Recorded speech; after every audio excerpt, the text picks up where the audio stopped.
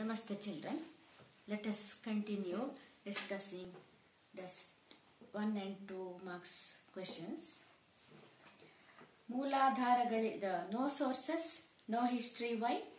Without sources, the history will become an imaginary story. That is why no history, no sources, no history. What is the difference between prehistoric and historic age?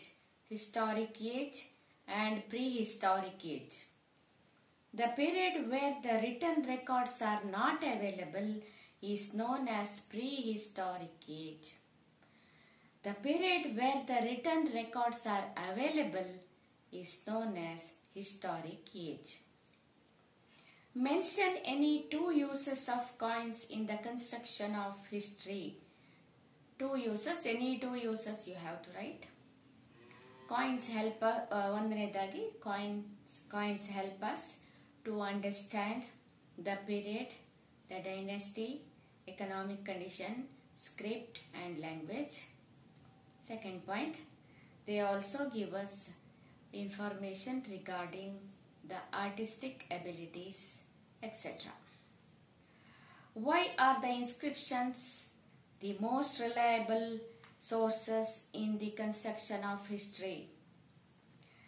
Inscriptions are reliable as they are contemporary and related to the events. So, inscriptions are most reliable sources. What are archaeological sources?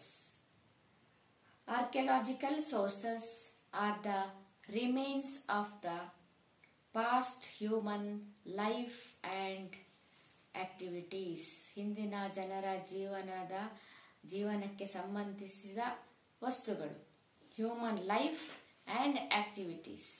Pot ಆಗಿರ್ಬೋದು, ornament ಆಗಿರ್ಬೋದು, ಬೇರೆ equipment ಆಗಿರ್ಬೋದು, instrument ಆಗಿರ್ಬೋದು, ಅವರು use ಮಾಡ್ತಾ ಇದ್ದದ್ದು. Past human life and ಆಕ್ಟಿವಿಟೀಸ್ಗೆ ಸಂಬಂಧಪಟ್ಟ ವಸ್ತುಗಳೇ ನಮಗೆ ಸಿಕ್ಕಿದ್ರೆ ಅದುವೇ ಆರ್ಕಿಯಾಲಜಿಕಲ್ ಸೋರ್ಸ್. ಕಾಯಿನ್ ಆಗಿರ್ಬೋದು. Mention the two kinds of literary sources. Two kinds ಯಾವುದು? Indigenous and foreign literature. Indigenous means ಸ್ವದೇಶಿ, ದೇಶದವರು ಬರೆದಂಥದ್ದು. And another one is foreign accounts, the written records written by foreigners. Name the epics of India. See, in some books these many questions are not there. In the first edition 23 questions are there.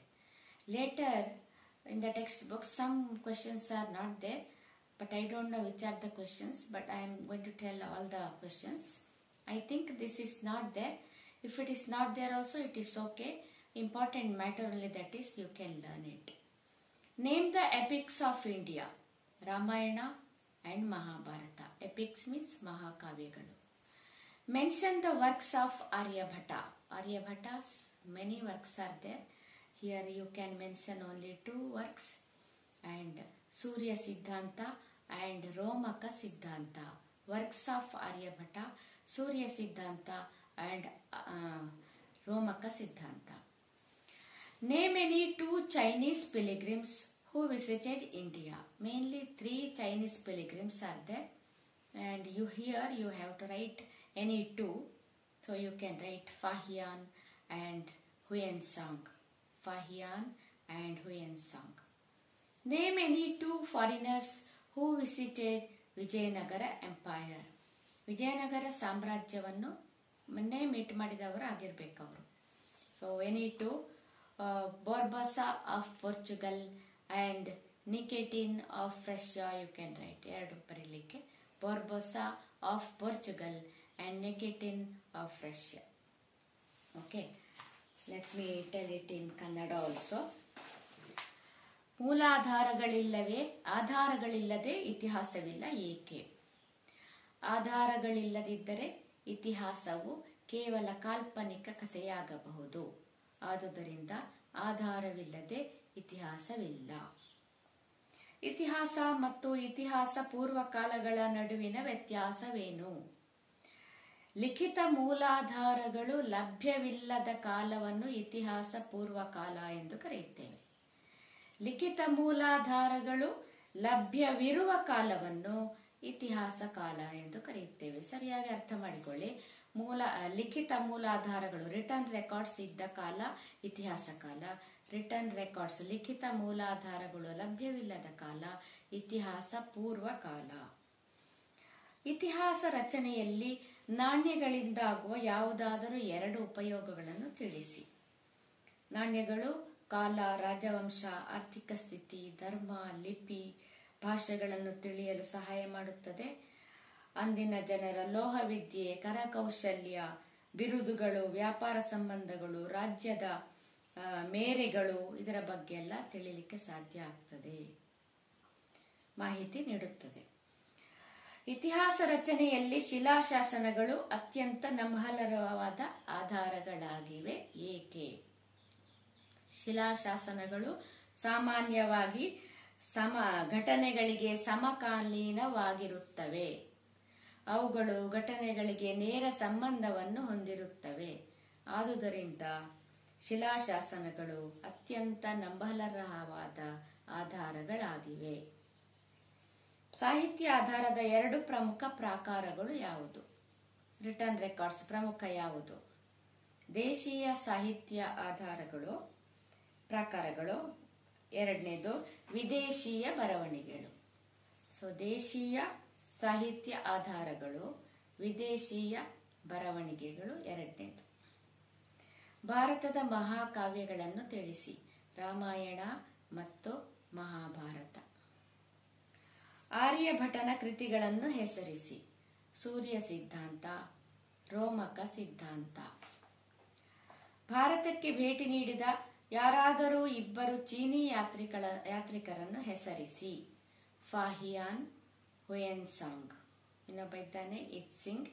ಯಾವುದು ಬರಿಬಹುದು 2 ನೀವು? ಫಾಹಿಯಾನ್, I-tsing ಅಥವಾ ಫಾಹಿಯಾನ್, ಹುಯೆನ್ಸಾಂಗ್ ಬರೀರಿ. ವಿಜಯನಗರಕ್ಕೆ ಭೇಟಿ ನೀಡಿದ ಯಾರಾದರೂ 2 ವಿದೇಶೀಯರನ್ನು ಹೆಸರಿಸಿ. ಇಬ್ಬರನ್ನು ಹೆಸರಿಸಿದ್ರೆ ಆಯ್ತು, ಅವರು ವಿಜಯನಗರಕ್ಕೆ ಭೇಟಿ ನೀಡಿದವರಾಗಿರ್ಬೇಕು. ಪೋರ್ಚುಗಲಿನ ಬಾರ್ಬೋಸಾ, ಅನಂತರ ರಷ್ಯಾದ ನಿಕಟಿನ್ ಬರಿಬೋದು. ಇಲ್ಲದಿದ್ರೆ ಇಟಲಿಯ ನಿಕೋಲೋ ಕಾಂಟಿ ಬರಿಬೋದು. ಪರ್ಷಿಯಾದ ಅಬ್ದುಲ್ ರಜಾಕ್. ನೀವು ಡಿಸೈಡ್ ಮಾಡಿ ಮೊದಲೇ, ಅದನ್ನೇ ಮತ್ತೆ ಬರಿಬೋದು. ಎಕ್ಸಾಮ್ ಹಾಲಲ್ಲಿ ನೀವು ಈ 4-5 ಜನರಲ್ಲಿ ಯಾರ ಹೆಸರು ಬರೆಯೋದು ಅಂತ ಆಲೋಚನೆ ಮಾಡೋದಲ್ಲ, ಮೊದಲೇ ನೀವು ಬರೆದಿಟ್ಕೊಳ್ಳಿ. ಈಗ ಈ ಲೆಸನ್ ಅಲ್ಲಿ ಬಂದಂತ ಮ್ಯಾಚ್ ದ ಫಾಲೋಯಿಂಗಿಗೆ ಏನ್ ನಮಗೆ ಬರ್ಬೋದು ಅಂತ ಹೇಳೋದನ್ನ ನಾವು ನೋಡ್ಕೊಳ್ಬೇಕು. ಲೆಸನ್ ಹಿಂದೆ ಮ್ಯಾಚ್ ದ ಫಾಲೋಯಿಂಗ್ ಇದಿಲ್ಲ, ಆದ್ರೆ ನಿಮ್ಗೆಲ್ರಿಗೂ ಗೊತ್ತೇ ಮ್ಯಾಚ್ ದ ಫಾಲೋಯಿಂಗ್ ಅಲ್ಲಿ ಎ ಸೈಡ್ ಅಲ್ಲಿ ಇಂಪಾರ್ಟೆಂಟ್ ಪರ್ಸನ್ಸ್ ಹೆಸರು, ಬಿ ಸೈಡ್ ಅಲ್ಲಿ ಅವರಿಗೆ ಸಂಬಂಧಪಟ್ಟದಿದೆ ಅಂತೇಳಿ. ಈಗ ಇದನ್ನು ನಾನು ಎಲ್ಲ ನೋಟ್ ಮಾಡಿಕೊಂಡಿದ್ದೇನೆ, ಆದ್ರೆ ನಿಮಗೆ ಇದನ್ನು ನೋಟ್ಸ್ ಕಳಿಸ್ತಾ ಇಲ್ಲ. ಯಾಕೆಂದ್ರೆ ನೀವು ಕೆಲವರು ವಿಡಿಯೋ ಕಳಿಸಿದ್ದನ್ನು ನೋಡುವುದಿಲ್ಲ ಅಂತೇಳಿ ನಮ್ಮ ಗಮನಕ್ಕೆ ಬಂದಿದೆ. ಯಾಕೆಂದ್ರೆ ವ್ಯೂಸ್ ಎಷ್ಟು ಅಂತೇಳಿ ಲೆಕ್ಕ ಹಾಕುವಾಗ ಇಡೀ ಕ್ಲಾಸಿನವರದ್ದು ವ್ಯೂಸ್ ಕೆಲವೊಮ್ಮೆ ಇರುವುದಿಲ್ಲ. ಹಾಗಾಗಿ ಅದಕ್ಕೆ ಬೇಕಾಗಿಯೇ ನಾನು ವಿಡಿಯೋ ನೋಡಿದವರಿಗೆ ಮಾತ್ರ ಗೊತ್ತಿರಲಿ ಅಂತ ಹೇಳುವ ಒಂದು ಉದ್ದೇಶ. ಈಗ ಚಾಪ್ಟರ್ 1ರಲ್ಲಿ ಸಾಮಾನ್ಯವಾಗಿ ಇಂಪಾರ್ಟೆಂಟ್ ಪರ್ಸನ್ಸ್ ಹೆಸರನ್ನು ನಾವು ಒಂದು ಲಿಸ್ಟ್ ಮಾಡಿದ್ದೇವೆ. ಮೆಗಸ್ತನೀಸ್, ಮ್ಯಾಚ್ ದ ಫಾಲೋಯಿಂಗಿಗೆ ಮೆಗಸ್ತನೀಸ್ ಅಂತ ಕೊಟ್ಟರೆ ಬಿ ಸೈಡ್ ಅಲ್ಲಿ may be they will give about his work, that is Indica. Megasthenes, Indica. Pliny, question answer ಅಲ್ಲೇ ಇದೆ ಪ್ಲಿನಿಯ ಬಗ್ಗೆ, ಅದನ್ನು ಮ್ಯಾಚ್ ದ ಫಾಲೋಯಿಂಗಿಗೂ ಕೊಡ್ಬೋದು. Pliny, natural Historia. Fahien, Chinese pilgrim. Hiuen Tsang, Chinese pilgrim ಅಥವಾ ಅವನ ವರ್ಕ್ ಸಿಯುಕಿ ಅದನ್ನು ಕೊಡಬಹುದು. Itsing, Chinese traveller. ಅಶ್ವಘೋಷ, Buddhacharita. See that is given in the question answer also. ಅಶ್ವಘೋಷ, ಬುದ್ಧ ಚರಿತ. ಆರ್ಯಭಟ, ಸೂರ್ಯ ಸಿದ್ಧಾಂತ ಅಂತ ಕೊಡ್ಬೋದು. ಅವ್ರ ರೋಮಕ ಸಿದ್ಧಾಂತ ಕೊಡ್ಬೋದು. ಶ್ರೀ ವಿಜಯ ಕವಿರಾಜ ಮಾರ್ಗ. ರವಿಕೀರ್ತಿ ಐಹೊಳೆ ಇನ್ಸ್ಕ್ರಿಪ್ಷನ್. ರವಿಕೀರ್ತಿ ಐಹೊಳೆ ಇನ್ಸ್ಕ್ರಿಪ್ಷನ್. ಇನ್ನು ಅದರಲ್ಲಿ ದೇಶೀಯ ಸಾಹಿತ್ಯದಲ್ಲಿ ಇನ್ನೂ ಹಲವಾರು ಗ್ರಂಥಗಳ ಮತ್ತು ಗ್ರಂಥಕರ್ತೃಗಳ ಹೆಸರು ಇದೆ. ಆದರೆ ಅದರಲ್ಲಿ ನಾನು ಇಲ್ಲಿ ಆ್ಯಡ್ ಮಾಡಲಿಲ್ಲ, ಯಾಕೆಂದರೆ ಅದೆಲ್ಲ ನಿಮಗೆ ಗುಪ್ತಾಸ್ ಚಾಪ್ಟರ್ ಅಲ್ಲಿ ಬರ್ತದೆ. ಅವರದ್ದೆಲ್ಲ ಹೆಸರುಗಳು ಮತ್ತು ವರ್ಕ್ ಆಗ ನಾವು ಒಟ್ಟಿಗೆ ನೋಡ್ಕೊಳ್ಬೋದು. ಆಗ ನಿಮಗೆ ಅದು ಒಂದು ಎಸ್ಸೆಗೆ ಕೂಡ ಇಂಪಾರ್ಟೆಂಟ್. ಎಸ್ಸೆ ಬರೆಯುವಾಗ ಅವರೆಲ್ಲ ಹೆಸರು ಸಹ ನೆನಪಿಟ್ಕೊಳ್ಬೇಕಾಗ್ತದೆ. ಹಾಗಾಗಿ ಇಲ್ಲಿ ನಾನು ಅದನ್ನು ಮೆನ್ಷನ್ ಮಾಡಲಿಲ್ಲ. ಇನ್ನು ಇದೇ ಚಾಪ್ಟರ್ ಅಲ್ಲಿ ನಿಮಗೆ ಕ್ರೊನಲಾಜಿಕಲ್ ಆರ್ಡರಿಗೆ ಏನಾದರೂ ಘಟನೆಗಳು ಉಂಟಾ ಅಂತೇಳಿ ನೋಡುವ. ಕ್ರೊನಲಾಜಿಕಲ್ ಆರ್ಡರಿಗೆ ಸಂಬಂಧಪಟ್ಟಂತೆ ಇದನ್ನು ಕೂಡ ಹಾಗೆ ನಾನು ನೋಟ್ಸ್ ನಿಮಗೆ ಕಳಿಸುವುದಿಲ್ಲ, ಕೇಳಿಕೊಂಡು ಬರೆದಿಟ್ಕೊಳ್ಬೇಕು ನೀವು. ಚಾಪ್ಟರ್ 1 ಇದು. ಫಾಹಿಯಾನ್ ವಿಸಿಟೆಡ್ ಇಂಡಿಯಾ. ತುಂಬಾ ಸಲ ಕೇಳಿದ್ದಾರೆ ಕ್ವಶನ್ ಪೇಪರ್ ಅಲ್ಲಿ. ಫಾಹಿಯಾನ್ ವಿಸಿಟೆಡ್ ಇಂಡಿಯಾ, ಫಾಹಿಯಾನನ ಭಾರತದ ಭೇಟಿ. ಇದು 399 to 414 ತನಕ ಅವನು ಇಲ್ಲಿದ್ದ. 399 ನೋಡಿ, end of 4th century, beginning of 5th century. So early 5th century ಅಂತ ನೀವು ಗಮನದಲ್ಲಿ ಇಟ್ಕೊಳ್ಬಹುದು. Early 5th century, 399 to 414 CE. Okay, so early 5th century ಭಾರತಕ್ಕೆ ಫಾಹಿಯಾನನ ಭೇಟಿ. ಇದು ಒಂದೇ ಸಾಮಾನ್ಯ ಅದರಲ್ಲಿ ಇರುವಂತದ್ದು. ಓಕೆ, ಇನ್ನು let us discuss the next chapter. ನೋಡಿ, ಸೆಕೆಂಡ್ ಚಾಪ್ಟರ್ ನಿಮಗಿಲ್ಲ, ಥರ್ಡ್ ಚಾಪ್ಟರ್ ಇಲ್ಲ. ಯಾವುದು? Indus valley civilisation. Next 4th chapter ಇದಿದೆ. ಅದು 2 ಚಾಪ್ಟರ್ ನಿಮಗೆ ಈ ಸಲ ಪೋರ್ಷನ್ ಡಿಡಕ್ಟ್ ಮಾಡುವಾಗ ಅದನ್ನು ಡಿಡಕ್ಟ್ ಮಾಡಿಬಿಟ್ಟಿದ್ದಾರೆ. Second chapter and third chapter. ಆನಂತರ ನಿಮಗೆ ಲಾಸ್ಟ್ ಕೆಲವು ಚಾಪ್ಟರ್ಸ್ ಇಲ್ಲ, ಅದು ಮುಂದಕ್ಕೆ ಹೇಳ್ತೇವೆ ಯಾವುದು ಅಂತ. ಈಗ ಥರ್ಡ್ ಚಾಪ್ಟರಿನ ಸೆಕೆಂಡ್ ಅಂಡ್ ಥರ್ಡ್ ಕ್ವೆಶನ್ಸ್ ಇದು ನೋಡುವ. Name any 2 Vedas. 4 ವೇದಗಳು, ಋಗ್ವೇದ, ಯಜುರ್ವೇದ, ಸಾಮವೇದ, ಅಥರ್ವವೇದ. ನಿಮಗೆ 1 ಮಾರ್ಕಿಗೆ ನೋಡಿ, ರೈಟ್ ದ ಅರ್ಲಿ ವೇದಾಸ್ ಅಂತ ಕೊಟ್ಟಿದ್ದಾರೆ. ಫಸ್ಟ್ ವೇದ ಅದು ಋಗ್ವೇದ. ಇಲ್ಲಿ ಈಗ ನೇಮ್ ಎನಿ 2 ವೇದಾಸ್, ಯಾವುದು ಬೇಕಾದರೆ ಬರಿಬಹುದು. ಸೊ ಋಗ್ವೇದ, ಯಜುರ್ವೇದ, ಅಥವಾ ಯಜುರ್ವೇದ ಸಾಮವೇದ ಬರಿಬಹುದು, ಅವ್ರ ಸಾಮವೇದ, ಅಥರ್ವವೇದ, ಹೇಗೆ ಬೇಕಾದ್ರೂ ಬರಿಬಹುದು. ಆದ್ರೆ ಅರ್ಲಿ ವೇದ ಕೇಳುವಾಗ Rigveda. Which 2 political institutions assisted the king in the administration of Vedic period? ಇದರಲ್ಲಿ ಇದು ತುಂಬಾ ಸಲ ಏನು ಕಾಂಪಿಟೇಟಿವ್ ಎಕ್ಸಾಮಿಗೆ ಕೂಡ ಬಂದಂತಹ ಒಂದು ಪ್ರಶ್ನೆ. ವಿಚ್ 2 committees ಅಥವಾ political institutions assisted the king? ಸಭಾ ಅಂಡ್ ಸಮಿತಿ. ಸಭಾ ಮತ್ತು ಸಮಿತಿ. Name any 2 varnas. 4 ವರ್ಣಗಳು, ಬ್ರಾಹ್ಮಣ, ಕ್ಷತ್ರಿಯ, ವೈಶ್ಯ, ಶೂದ್ರ. ವೇದಿಕ್ ಪೀರಿಯಡಿನ 4 ವರ್ಣಗಳು ಬ್ರಾಹ್ಮಣ, ಕ್ಷತ್ರಿಯ, ವೈಶ್ಯ, ಶೂದ್ರ. ಇದರಲ್ಲಿ ನೀವು ಎನಿ 2 ಬರೀಲಿಕ್ಕೆ ಬ್ರಾಹ್ಮಣ, ಕ್ಷತ್ರಿಯ ಅಂತ ಬರೀಬಹುದು. Name any 2 ashramas of Aryans. 4 ಆಶ್ರಮಗಳು, ಬ್ರಹ್ಮಚರ್ಯ, ಗೃಹಸ್ಥ, ವಾನಪ್ರಸ್ಥ, ಸನ್ಯಾಸ. ಬ್ರಹ್ಮಚರ್ಯ, ಗೃಹಸ್ಥ, ವಾನಪ್ರಸ್ಥ, ಸನ್ಯಾಸ. Here you have to write only 2 ashramas, brahmacharya, grihastha. Mention any 2 amusements of Vedic people.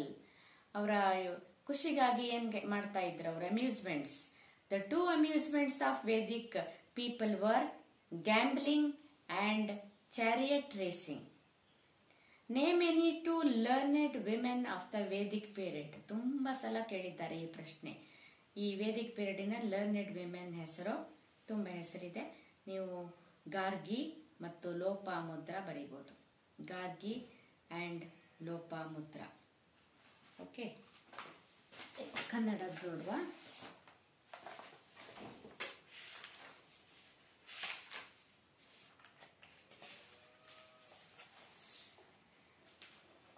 ಯಾವುದಾದರೂ 2 ವೇದಗಳನ್ನು ಹೆಸರಿಸಿ. ಋಗ್ವೇದ, ಯಜುರ್ವೇದ, ಸಾಮವೇದ, ಅಥರ್ವವೇದ. ಇದರಲ್ಲಿ ಯಾವುದಾದ್ರೂ 2. ವೈದಿಕ ನಾಗರಿಕತೆಯಲ್ಲಿ ರಾಜನಿಗೆ ಯಾವ ರಾಜಕೀಯ ಸಂಸ್ಥೆಗಳು ಸಹಾಯ ಮಾಡುತ್ತಿದ್ದವು? ಸಭಾ ಮತ್ತು ಸಮಿತಿ. ಸಭಾ ಅಂದ್ರೆ ನೋಡಿ, ಇಲ್ಲಿ ಸಭಾ ಅಂದ್ರೆ ಅದರಲ್ಲಿ ಹಿರಿಯರ ಗುಂಪು ಇರ್ತಿತ್ತಂತೆ. ಎಲ್ಡರ್ಲಿ ಪೀಪಲ್, ತುಂಬಾ ತಿಳುವಳಿಕೆ ಇದ್ದವರದ್ದು ಒಂದು ಗ್ರೂಪ್. ಹಿರಿಯರದ್ದು ಸಭಾ. ಸಮಿತಿ, ಸಮಿತಿಯಲ್ಲಿ ಪರಿಣಿತರ ಗುಂಪು, ಎಕ್ಸ್ಪರ್ಟ್ಸ್ ಗುಂಪು. ಅದು ಅವರು ಪ್ರಾಯ ಆಗಿರ್ಬೇಕು, ಹಿರಿಯರೇ ಆಗಿರ್ಬೇಕು ಅಂತಿಲ್ಲ, ಯಾರು ಆಗ್ಬೋದು. ಪರಿಣಿತರ ಗುಂಪು ಅದು ಸಮಿತಿ. ಹಿರಿಯರ ಗುಂಪು ಸಭೆ. ಸೊ ಸಭಾ ಅಂಡ್ ಸಮಿತಿ. ಯಾವುದಾದರೂ 2 ವರ್ಣಗಳನ್ನು ಹೆಸರಿಸಿ. ಬ್ರಾಹ್ಮಣ, ಕ್ಷತ್ರಿಯ, ವೈಶ್ಯ, ಶೂದ್ರ. ಇದರಲ್ಲಿ ಯಾವುದಾದರೂ 2 ಬರೆಯಿರಿ. ಆರ್ಯರ ಯಾವುದಾದರೂ 2 ಆಶ್ರಮಗಳನ್ನು ಹೆಸರಿಸಿ. ಬ್ರಹ್ಮಚರ್ಯ, ಅದು ಶಿಕ್ಷಣದ ಅವಧಿ. ಬ್ರಹ್ಮಚರ್ಯ ಶಿಕ್ಷಣ ಆದ ಮೇಲೆ ನೆಕ್ಸ್ಟ್ ಗೃಹಸ್ಥ, ಅದು ವೈವಾಹಿಕ ಜೀವನ. ಅದಾದ ನಂತರ ವಾನಪ್ರಸ್ಥ, ಸಾಧಾರಣ ಒಂದು 60 ವರ್ಷ ಆಗುವಾಗ, ಈಗಿದಲ್ಲ ಆಗಿನ ಕಾಲತ್ತು, ಬಹುಶಃ ಧ್ಯಾನಕ್ಕಾಗಿ ಕಾಡಿಗೆ ತೆರಳುವುದು. ವಾನಪ್ರಸ್ಥ, ವನದಲ್ಲಿ ಇರುವುದಂತು, ಮನೆಯನ್ನು ಬಿಟ್ಟು ಯಾವ ವ್ಯವಹಾರಗಳನ್ನು ಇಟ್ಕೊಳ್ಳಿಕ್ಕಿಲ್ಲ. ಯಾಕೆಂದ್ರೆ ದೇವರ ಒಂದು ಧ್ಯಾನ ಮಾಡಲಿಕ್ಕೆ ಬೇಕಾಗಿ. ವ್ಯವಹಾರ ಇದ್ದ ಕೂಡಲೇ ನಮ್ಮ ಮನಸ್ಸು ವ್ಯವಹಾರದ ಕಡೆಗೆ ಹೋಗ್ತದೆ, ದೇವರ ಕಡೆಗೆ ಕಾನ್ಸಂಟ್ರೇಷನ್ ಮಾಡ್ಲಿಕ್ಕೆ ಆಗುದಿಲ್ಲ ಅಂತ ಹೇಳೋ ಉದ್ದೇಶ ಆಗಿನ ಕಾಲದವರದ್ದು. ಹಾಗಾಗಿ ಅವರ ಕರ್ತವ್ಯಗಳನ್ನೆಲ್ಲ ಪೂರೈಸಿ ಮಕ್ಕಳಿಗೆ ಜವಾಬ್ದಾರಿಯನ್ನು ಕೊಟ್ಟು ಆನಂತರ ವಾನಪ್ರಸ್ಥಕ್ಕೆ ಹೋಗ್ತಿದ್ರು. ಈವನ್ ರಾಜರು ಸಮೇತ ಹೋಗ್ತಿದ್ರು. ಸೊ ವಾನಪ್ರಸ್ಥ 3ನೇ ಪೀರಿಯಡ್. ಆಮೇಲೆ 4ನೇದು ಸನ್ಯಾಸ, ವೈರಾಗ್ಯ, ತೀವ್ರ ವೈರಾಗ್ಯ, ಯಾವುದ್ರಲ್ಲಿಯೂ ಅಟ್ಯಾಚ್ಮೆಂಟ್ ಇಲ್ಲ, only thinking of god. So ಇದು 4 ಸ್ಟೇಜ್. ಫಸ್ಟ್ ಸ್ಟೇಜ್ ಅಲ್ಲಿ ಶಿಕ್ಷಣ, 2ನೇ ಸ್ಟೇಜ್ ವೈವಾಹಿಕ ಜೀವನ, 3ನೇ ಸ್ಟೇಜ್ ಧ್ಯಾನ, 4ನೇ ಸ್ಟೇಜ್ ಸನ್ಯಾಸ. ಸನ್ಯಾಸಿ ಹಾಗೆ ಇರುವಂತದ್ದು, ದೇವರದ್ದೇ ಧ್ಯಾನ ಮಾತ್ರ. ಸೊ ಇದಕ್ಕೆ ನಾವೇನ್ ಹೇಳ್ತೇವೆ ಅಂದ್ರೆ ಆಶ್ರಮ ಧರ್ಮ ಅಂತ. ಸೊ ವೈದಿಕರ ಪ್ರಾಚೀನ ಕಾಲದ ವೇದಯುಗದ ಆಶ್ರಮ ಧರ್ಮಗಳು 4: ಬ್ರಹ್ಮಚರ್ಯ, ಗೃಹಸ್ಥ, ವಾನಪ್ರಸ್ಥ, ಸನ್ಯಾಸ. ನೀವಿಲ್ಲಿ ಬರಲಿಕ್ಕೆ ಯಾವುದಾದ್ರೂ 2. ವೈದಿಕ ಜನರ ಯಾವುದಾದರೂ 2 ಮನರಂಜನೆಗಳನ್ನು ತಿಳಿಸಿ. ಜೂಜಾಡುವುದು, ರಥ ಓಡಿಸುವ ಸ್ಪರ್ಧೆ, ಕುದುರೆ ಓಡಿಸುವ ಸ್ಪರ್ಧೆ, ಸಂಗೀತ, ನೃತ್ಯ ಮುಂತಾದವು. ಯಾವುದಾದ್ರೂ 2 ಬರೀರಿ. ನೀವು ಬಹುಶಃ ರಥ ಓಡಿಸುವುದು, ಕುದುರೆ ಓಡಿಸುವುದು ಬರೀತೀರಾ ಏನೋ. ವೈದಿಕ ಕಾಲದ ಯಾರಾದರೂ 2 ಮಹಿಳಾ ವಿದ್ವಾಂಸರನ್ನು ಹೆಸರಿಸಿ. ಗಾರ್ಗಿ, ಮೈತ್ರೇಯಿ, ಶಾಶ್ವತಿ, ಲೋಪಾಮುದ್ರ, ವಿಶ್ವವರ, ಘೋಷ ಇತ್ಯಾದಿ ಲರ್ನೆಡ್ ವಿಮೆನ್ ಇದ್ದಾರೆ. ಮಹಿಳಾ ವಿದ್ವಾಂಸರು ವೈದಿಕ ಕಾಲದ್ದು. ನೀವು ಯಾವುದಾದ್ರೂ 2 ಹೆಸರು ಬರೀಲಿಕ್ಕೆ. ಗಾರ್ಗಿ, ಮೈತ್ರೇಯಿ ಅಂತ ಬೇಕಾದ್ರೆ ಬರಿಬಹುದು. ಓಕೆ. ಸೊ ಈ ಲೆಸನ್ ಇದಿನ್ನು ನಾವು ಮ್ಯಾಥ್ಸ್ ಆಫ್ ಫಾಲೋಯಿಂಗಿಗೆ ಏನು ಬರ್ಬೋದು ಅಂತ ನೋಡುವ. ನೋಡಿ, ಈ ಲರ್ನೆಡ್ ವಿಮೆನ್ ಇದು ನಿಮಗೆ ಯಾವುದಾದ್ರೂ ಒಬ್ಬರದ್ದು ಹೆಸರು ಕೊಟ್ಟು ಬಿ ಸೈಡ್ ಅಲ್ಲಿ learned woman of Vedic age ಅಂತ ಕೊಡುವ ಚಾನ್ಸ್ ಇದೆ. ಸೊ ವೈದಿಕ ಕಾಲದ ಮಹಿಳಾ ವಿದ್ವಾಂಸರ ಹೆಸರಿಗೆ ಕೊಡಬಹುದು. ಸೊ ವಿಶ್ವವರ, ಘೋಷ, ಅಪಾಲ, ಗಾರ್ಗಿ, ಮೈತ್ರೇಯಿ, ಶಾಶ್ವತಿ, ಲೋಪಾಮುದ್ರ. ಎಲ್ಲ ಎ ಸೈಡಿಗೆ ಬೇರೆ ಬೇರೆ, ಬಿ ಸೈಡ್ ಅಲ್ಲಿ ಒಂದೇ ಆನ್ಸರ್. ಯಾವುದದು? Learned woman of Vedic age. Okay. ಇನ್ನು ಕ್ರೊನಾಲಜಿಕಲ್ ಆರ್ಡರ್ಗೆ ನೋಡುವ. ಇಲ್ಲಿ only 1 matter is there, that is coming of Aryans to India. ಭಾರತಕ್ಕೆ ಆರ್ಯರ ಆಗಮನ ತುಂಬಾ ಸಲ ಪಬ್ಲಿಕ್ ಎಕ್ಸಾಮಿಗೆ ಬಂದಂತದ್ದು ಇದು ಕ್ರೊನಾಲಜಿಕಲ್ ಆರ್ಡರ್ ಇದ ಒಂದು ವಿಷಯ. ಸೊ ಇದು ಯಾವಾಗ ಅಂದ್ರೆ ಅಪ್ರಾಕ್ಸಿಮೇಟ್ಲಿ 2000 BCE. ಸಿಇ ಅಲ್ಲ, ಸಿಇ ಆದ್ರೆ ಮೊನ್ನೆ ಆಯ್ತು, 20 ವರ್ಷದ ಹಿಂದೆ ಅಲ್ಲ. 2000 BCE ಭಾರತಕ್ಕೆ ಆರ್ಯರ ಆಗಮನ, coming of Aryans to India. ಇದು ಒಂದು ಈ ಚಾಪ್ಟರ್ ಅಲ್ಲಿ ಕ್ರೊನಾಲಜಿಕಲ್ ಆರ್ಡರ್ಗೆ.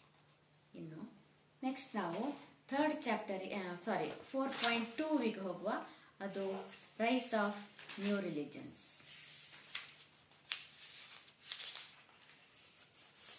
1 ಮಾರ್ಕ್ ಇದಾಗಿದೆ. 2 ಸೆಂಟೆನ್ಸಸ್ ನೋಡುವ.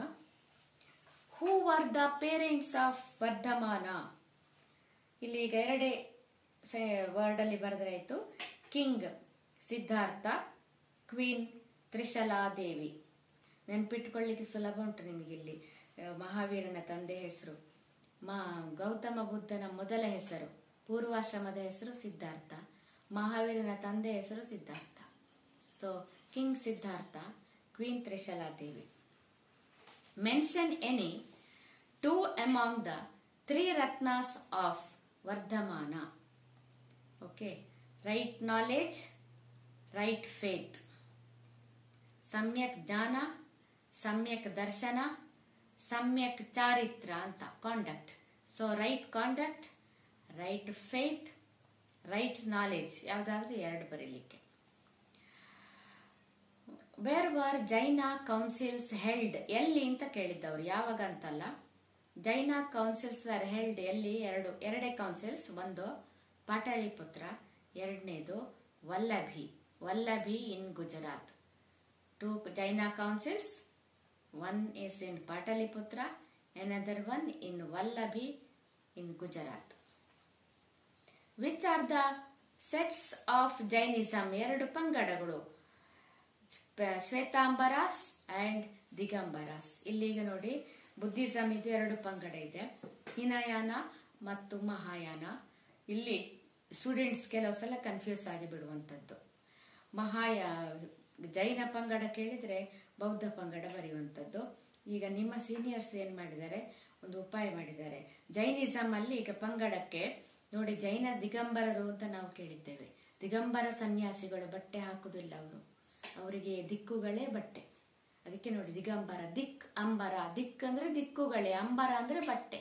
ಸೊ ದಿಗಂಬರ ಸನ್ಯಾಸಿಗಳು ನಮ್ಗೆ ಈಗ ನಮ್ಮ ಹತ್ರ ಜೈನ ಸೆಂಟರ್ ಅಲ್ಲಿ ಎಲ್ಲ ಅವರು ಏನು ಕಾರ್ಯಕ್ರಮ ಇರುವಾಗ ದಿಗಂಬರ ಸನ್ಯಾಸಿಗಳನ್ನು ನಾವು ಕಾಣ್ಬೋದು.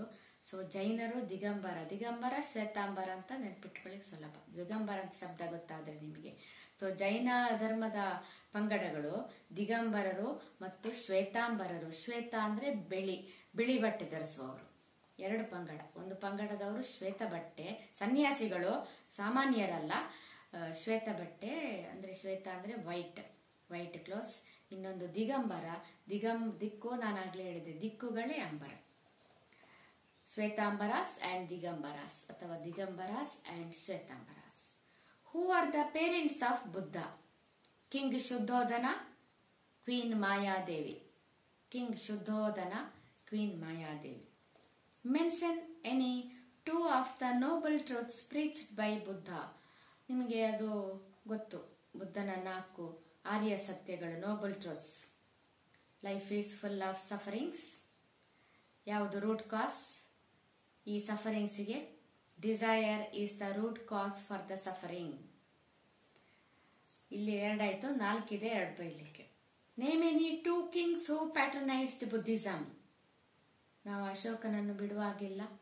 ಇನ್ನೊಂದು ರಾಜ ಕನಿಷ್ಕ ಆಗ್ಬೋದು, ಇಲ್ಲದಿದ್ರೆ Harshavardhana. So any 2 kings, Ashoka and Kanishka.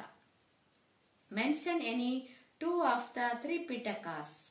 3 ಪಿಟಕಗಳು, Sutta Pitaka, Vinaya Pitaka, Abhidhamma Pitaka, the holy scripts. Okay, so ಪೆಟ್ಟಿಗೆಗಳು ಅಂತೇಳಿ ಬೇರೆ ಬೇರೆ ಬುಕ್ಗಳದು, ಹೋಲಿ ಬುಕ್ಸ್. ಸೊ ಸುತ್ತ ಪಿಟಕ ವಿನಯ ಪಿಟಕ, और ವಿನಯ ಪಿಟಕ ಅಭಿಧಮ್ಮ ಪಿಟಕ. ಕನ್ಫ್ಯೂಸ್ ಆದ್ರೆ ಟೆಕ್ಸ್ಟ್ ಅಲ್ಲಿ ನೋಡ್ಕೊಳ್ಳಿ, ಲೆಸನ್ ಅಲ್ಲಿ ನೋಡಿಕೊಳ್ಳಿ. 3 ಪಿಟಕಾಸ್ ಅಥವಾ ನೋಟ್ಸ್ ಅಲ್ಲಿಯೂ ಇದೆ, ಟೆಕ್ಸ್ಟ್ ಅಲ್ಲಿಯೂ ಇದೆ. Name the sects of Buddhism. Hinayana, Mahayana. Okay, ಈಗ ಕನ್ನಡದಲ್ಲಿ ಪುನಃ ಹೇಳೋದು ಬೇಡ ಅಂತ ಕಾಣಿಸ್ತದೆ, ಯಾಕೆಂದ್ರೆ ಆಲ್ರೆಡಿ ಹೇಳಿದೆ. isn't it? ನೆಕ್ಸ್ಟ್ ಈ ಇದರಲ್ಲಿ ನಿಮಗೆ ಮ್ಯಾಥ್ಸ್ ಆಫ್ ಫಾಲೋಯಿಂಗಿಗೆ ಏನು ಕೊಡುವಂತ ಸಾಧ್ಯತೆ ಇರುವಂತ ನೋಡುವ.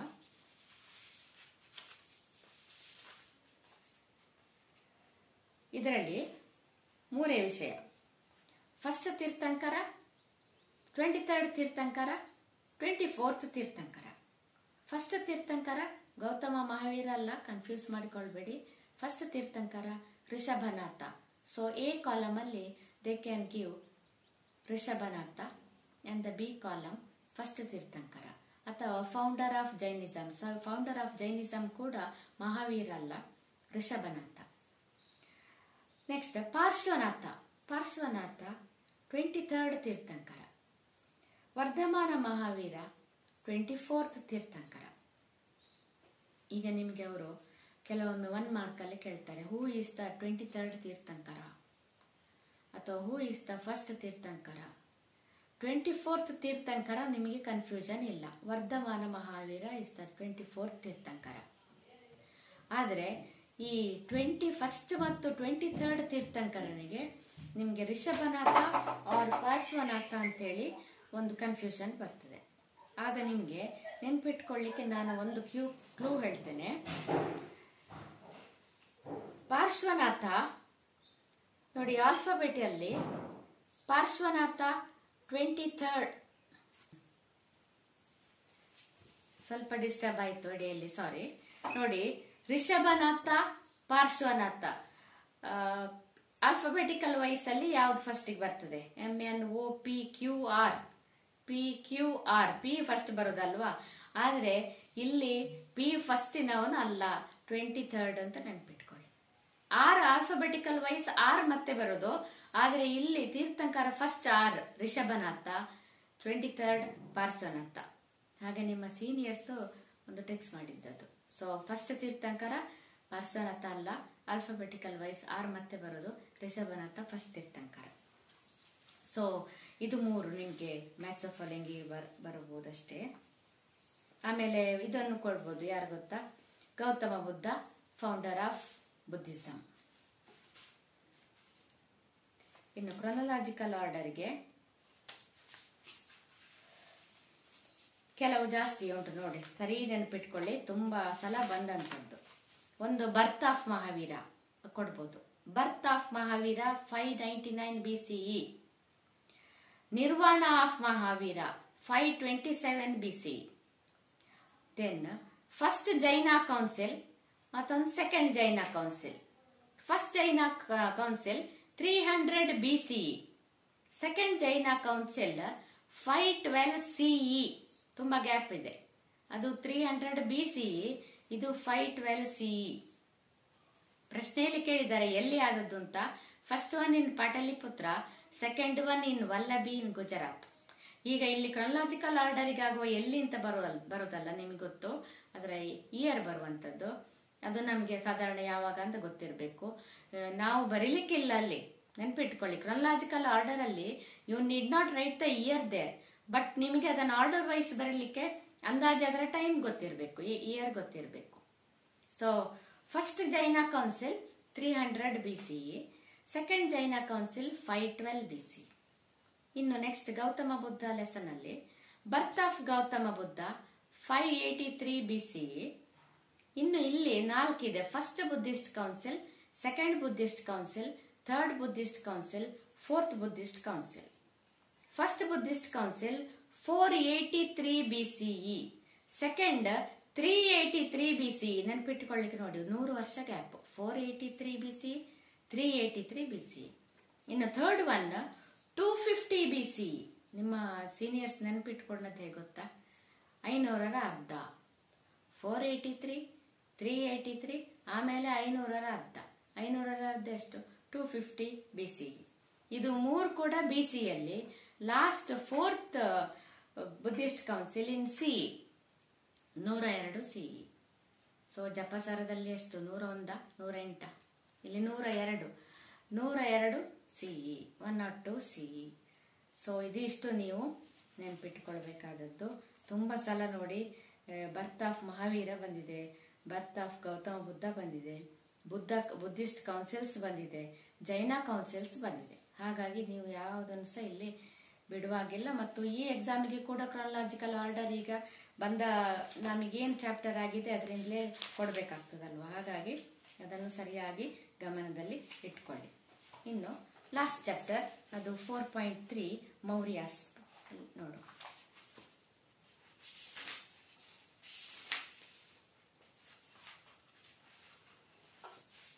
ಟೂ ಮಾರ್ಕ್ಸ್ ಇದು. Name any important sources which help us to know about Mauryan dynasty. ಅಲ್ಲಿ 6 ಸೋರ್ಸಸ್ ಇದೆ, ನೀವು ಯಾವ್ದು ಬೇಕಾದ್ರೆ ಅದರಿಂದ ಬರಿಬಹುದು. ಸೊ ಯಾವ್ದು ಬರೀತೀರಿ?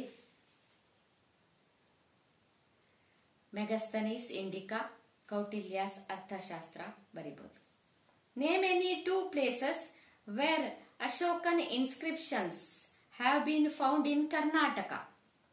ಸೊ ನೀವಿಲ್ಲಿ ಮಸ್ಕಿ ಇನ್ ರಾಯಚೂರ್ ಬರಿಬಹುದು, ಸನ್ನತಿ ಇನ್ ಯಾದಗಿರಿ ಡಿಸ್ಟ್ರಿಕ್ಟ್, ಅಥವಾ ಸನ್ನತಿ ಒಂದು, ಮಸ್ಕಿ ಇನ್ನೊಂದು ಪ್ಲೇಸ್, ಸಾಕು. ಎಲ್ಲಿ ಅಂತ ಯಾವ ಡಿಸ್ಟ್ರಿಕ್ಟ್ ಅಂತ ಬರೆಯದಿದ್ರು ತೊಂದರೆ ಇಲ್ಲ. Maski, Sannati.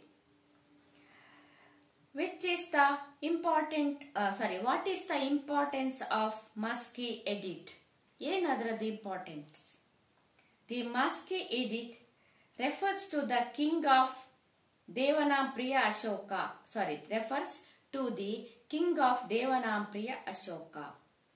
It also confirmed that Devanampriya and Priyadarshi Raja was the name other than Ashoka.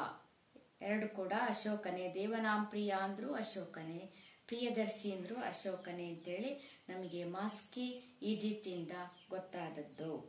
ಹಾಗಾಗಿ ಮಾಸ್ಕಿ ಇಡಿಟ್ is very important. Who was Megasthenes? Name his work.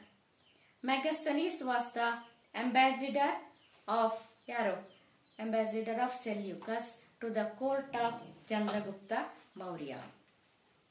Name any 2 works of Vishakhadatta. ನಿಮ್ಗೆ ಅಲ್ಲಿ ಒಂದು ಮಾತ್ರ ಇದೆ, ಮುದ್ರಾ ರಾಕ್ಷಸ. ಇನ್ನೊಂದು ಗುಪ್ತಾ ಚಾಪ್ಟರ್ ಅಲ್ಲಿ ಇದೆ, ಅದು ದೇವಿ ಚಂದ್ರಗುಪ್ತಂ ಅಂತ. ದೇವಿ ಚಂದ್ರಗುಪ್ತಂ, ಮುದ್ರಾ ರಾಕ್ಷಸ. Who was Kautilya?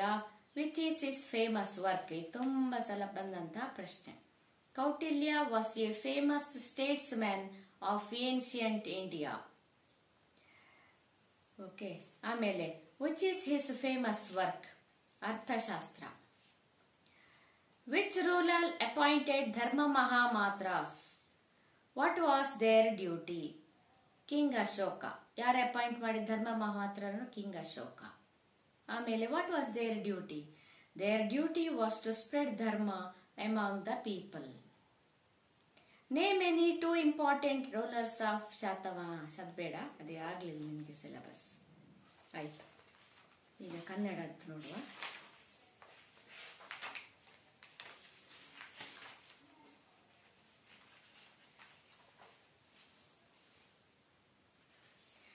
ಮೌರ್ಯ ಸಂತತಿಯ ಇತಿಹಾಸ ತಿಳಿಯಲು ಸಹಾಯವಾಗಿರುವ ಯಾವುದಾದರೂ 2 ಆಧಾರಗಳನ್ನು ತಿಳಿಸಿ. ಕೌಟಿಲ್ಯನ ಅರ್ಥಶಾಸ್ತ್ರ, ಮೆಗಸ್ತನೀಸನ ಇಂಡಿಕಾ, ಅಥವಾ ವಿಶಾಖದತ್ತನ ಮುದ್ರಾ ರಾಕ್ಷಸ. ಯಾವುದು ನೀವು ಬರೀಬಹುದು. ಕರ್ನಾಟಕದಲ್ಲಿ ಅಶೋಕನ ಶಾಸನಗಳು ದೊರಕಿರುವ ಯಾವುದಾದರೂ 2 ಸ್ಥಳ. ರಾಯಚೂರು ಜಿಲ್ಲೆಯ ಮಸ್ಕಿ, ಅನಂತರ ಸನ್ನತಿ ಬರಿಬಹುದು ನೀವು. ಓಕೆ. ಯಾದಗಿರಿ ಜಿಲ್ಲೆಯ ಸನ್ನತಿ ಬರಿಬಹುದು, ಬಳ್ಳಾರಿ ಜಿಲ್ಲೆಯ ನಿಟ್ಟೂರು ಬರಿಬಹುದು, ಚಿತ್ರದುರ್ಗ ಜಿಲ್ಲೆಯ ಬ್ರಹ್ಮಗಿರಿ ಬರಿಬಹುದು, ಸಿದ್ದಾಪುರ ಬರಿಬಹುದು, ಜಟಂಗಿ ರಾಮೇಶ್ವರ. ಸಿಲೆಕ್ಟ್ ಮಾಡಿ ಯಾವುದು ಬೇಕು ಅಂತ. ಮಸ್ಕಿ ಶಾಸನದ ಪ್ರಾಮುಖ್ಯತೆ ಏನು? ಮಸ್ಕಿ ಶಾಸನವು ರಾಜನನ್ನು ದೇವನಾಂಪ್ರಿಯ ಅಶೋಕಸ ಎಂದು ಉಲ್ಲೇಖಿಸಿದೆ. ಇದರಿಂದಾಗಿ ದೇವನಾಂಪ್ರಿಯ ಅಥವಾ ಪ್ರಿಯದರ್ಶಿ ರಾಜ ಅಶೋಕನಲ್ಲದೆ ಬೇರಾರೂ ಅಲ್ಲ ಎಂದು ದೃಢಪಟ್ಟಿತು. ಮೆಗಸ್ತನೀಸ್ ಯಾರು? ಅವನ ಕೃತಿ ಹೆಸರಿಸಿ. ಚಂದ್ರಗುಪ್ತ ಮೌರ್ಯನ ಆಸ್ಥಾನಕ್ಕೆ ಬಂದ ಗ್ರೀಕ್ ರಾಯಭಾರಿ. ಈತನ ಕೃತಿ ಇಂಡಿಕಾ. ವಿಶಾಖದತ್ತನ ಯಾವುದಾದರೂ 2 ಕೃತಿಗಳನ್ನು ಹೆಸರಿಸಿ. ಮುದ್ರಾ ರಾಕ್ಷಸ, ದೇವಿ ಚಂದ್ರಗುಪ್ತಂ. ಕೌಟಿಲ್ಯ ಯಾರು? ಅವನ ಪ್ರಸಿದ್ಧ ಕೃತಿ ಯಾವುದು? ಕೌಟಿಲ್ಯನು ಪ್ರಾಚೀನ ಭಾರತದ ಒಬ್ಬ ಹೆಸರಾಂತ ರಾಜನೀತಿ ನಿಪುಣ. ಅವನ ಪ್ರಸಿದ್ಧ ಕೃತಿ ಅರ್ಥಶಾಸ್ತ್ರ. ಧರ್ಮ ಮಹಾಮಾತ್ರರನ್ನು ನೇಮಿಸಿದ ರಾಜ ಯಾರು? ಅವರ ಕರ್ತವ್ಯ ಏನಾಗಿತ್ತು?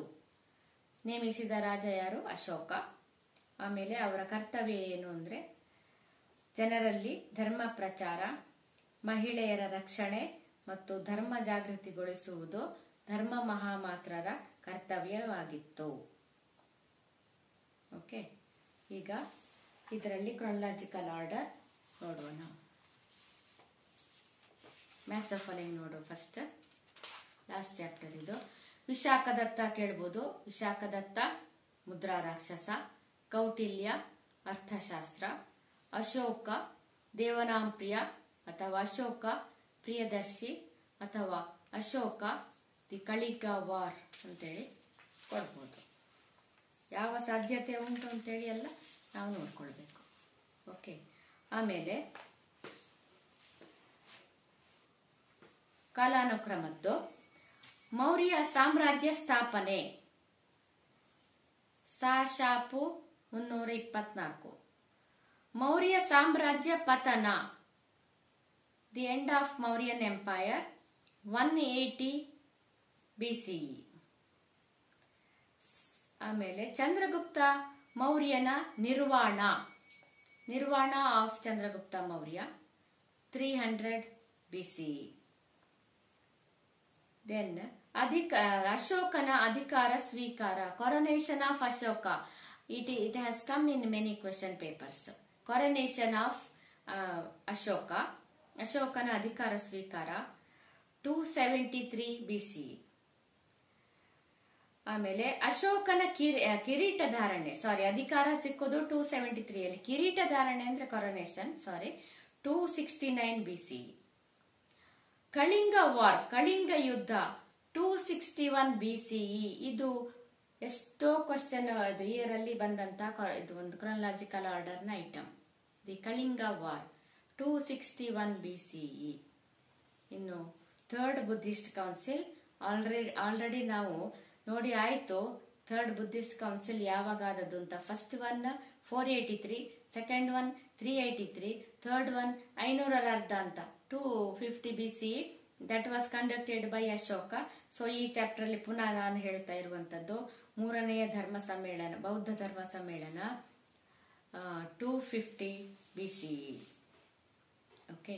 ಸೊ ಇಷ್ಟನ್ನೆಲ್ಲ ನೀವು ಸರಿಯಾಗಿ ಗಮನಿಸಿಕೊಳ್ಳಿ, ಎಲ್ಲವನ್ನು ಕಲ್ತ್ಕೊಳ್ಳಿ. ಇನ್ನು ಫಸ್ಟ್ ಚಾಪ್ಟರಿನ ಏನು 5 ಕ್ವೆಶ್ಚನ್ ಆನ್ಸರ್ಸ್ ಮತ್ತೆ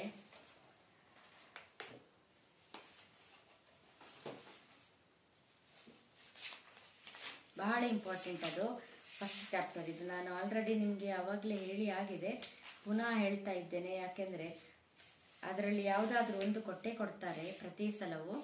ಸೊ ಅದನ್ನೆಲ್ಲ ಸರಿಯಾಗಿ ಕಲ್ತ್ಕೊಳ್ಳಿ. ನೀವು ಕ್ಲಾಸ್ ಟೆಸ್ಟ್ಗೆ ಕಲ್ತ್ಕೊಳ್ಳದೆ ಇದ್ದಿದ್ರೆ ಈಗಾದ್ರೂ ಕಲ್ತ್ಕೊಳ್ಳಿ ಅದನ್ನು. ಆಮೇಲೆ ಥರ್ಡ್ ಚಾಪ್ಟರ್ ಇದು ನೀವು 5 ಮಾರ್ಕಿದು ಕಲಿಯುವ ಅವಶ್ಯಕತೆ ಇಲ್ಲ ಈಗಕ್ಕೆ, ಆಯ್ತಾ. ಆಮೇಲೆ ಮೌರ್ಯದ್ರಲ್ಲಿ ನಾನು ನೋಟ್ಸ್ ಕೊಟ್ಟಿದ್ದೇನೆ ನಿಮಗೆ, 5 ಮಾರ್ಕಿದು 2 ಇದೆ, ಅದನ್ನು ಕಲ್ತ್ಕೊಳ್ಳಿ. ಆಮೇಲೆ ಅಶೋಕ ಎಸ್ಸೆ ಮತ್ತೆ ಬುದ್ಧಿಸಮ್, ಇದು ಗೌತಮ ಬುದ್ಧನ ಲೈಫ್ ಅಂಡ್ ಟೀಚಿಂಗ್ಸ್ ಅನ್ನು ಕಲ್ತ್ಕೊಳ್ಳಿ. ಆಮೇಲೆ ಅದರಲ್ಲಿ ಇನ್ನೊಂದು 5 ಮಾರ್ಕ್ಸ್ ಇದು what are the factors for the rice of new religions ಅಂತೇಳಿ ಕೊಟ್ಟಿದ್ದಾರೆ. ಯಾಕಾಗಿ ಹೊಸ ಧರ್ಮಗಳ ಉದಯ ಆಯಿತು ಅಂತೇಳಿ ಅದು ನೋಟ್ಸ್ ಕೊಟ್ಟಿದ್ದೇನೆ ನಾನು ನಿಮಗೆ, ಅರ್ಥ ಮಾಡಿಕೊಳ್ಳಿ. ಸುಲಭ ಇದೆ, ಪಾಯಿಂಟ್ ವೈಸ್ ಇದೆ, ಅದನ್ನು ಕೂಡ ಕಲ್ತ್ಕೊಳ್ಳಿ. ಹಾಗಾಗಿ all the best for your mid term exam. Revision ಅಂತ ಹೇಳಿ ನಾನು ಇದನ್ನು ವಾಪಸ್ ನಿಮಗೆ ಕಳಿಸ್ತಾ ಇದ್ದೇನೆ. ಆಲ್ರೆಡಿ ನೀವು ಕೆಲವರು ಓದಿರ್ಬೋದು, ಓದಿದವರು ಹೇಗಾದ್ರೂ ಓದಿಕೊಂಡಿರ್ತೀರಿ. ಈಗ ಓದದವರು ಕೂಡ ಅಲರ್ಟ್ ಆಗಿ ಓದಿಕೊಳ್ಳಿ ಅಂತ ಹೇಳೋ ರಿಕ್ವೆಸ್ಟ್ನೊಂದಿಗೆ ಈ ಸೆಷನ್ ಅನ್ನು ಮುಗಿಸ್ತಾ ಇದ್ದೇನೆ.